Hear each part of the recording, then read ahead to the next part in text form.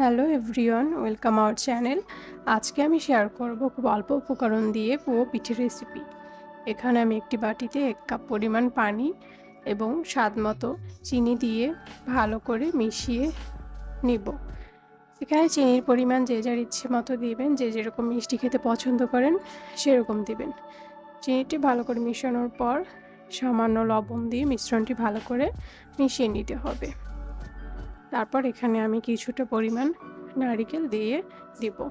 নারিকেলটা আপনারা চাইলে এখানে স্কিপ করতে পারেন, যে যার রুচি মতো দিতে পারেন, না চাইলেও হয়। মিশিয়ে নিব। তারপর এখানে পরিমাণ মতো চালের গুঁড়ো দিয়ে দিব এবং কিছুটা পরিমাণ ময়দা দিয়ে দিব। এখানে কেউ চাইলে আটাও দিতে পারেন, তো কারো বাসায় ময়দা না থাকলে আটাও দিতে পারেন।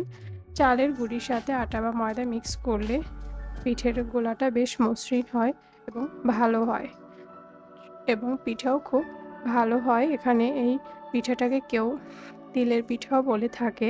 তিলের পিঠার নাম এক এক অঞ্চলে এক এক রকম হয়ে থাকে। অনেকে পুয়ো পিঠে বলে, কিন্তু বইয়ের ভাষায় এটাকে পুয়ো পিঠে বলা হয়।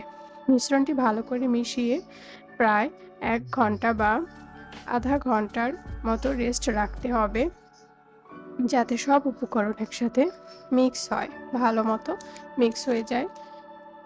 এ পর্যায়ে কড়াইতে তেল গরম হয়ে আসলে একটি গোলাকার চামচের সাহায্যে আধা কাপ আধা চামচ করে পিঠের ডো তেলের ভিতর দিয়ে দিব। চুলার আঁচ কমিয়ে রাখতে হবে। এ পর্যায়ে বেশি তেল গরম হয়ে গেলে বা চুলার আঁচ বাড়িয়ে রাখলে ক্ষেত্রে পিঠে পুড়ে যেতে পারে। তো এপিঠ ওপিঠ করে ভালো করে ভেজে নামিয়ে গরম গরম পরিবেশন করুন ও পিঠে বা তেলের পিঠে। ভিডিওটি ভালো লাগলে চ্যানেলটি লাইক, সাবস্ক্রাইব এবং শেয়ার করতে ভুলবেন না। Thank you.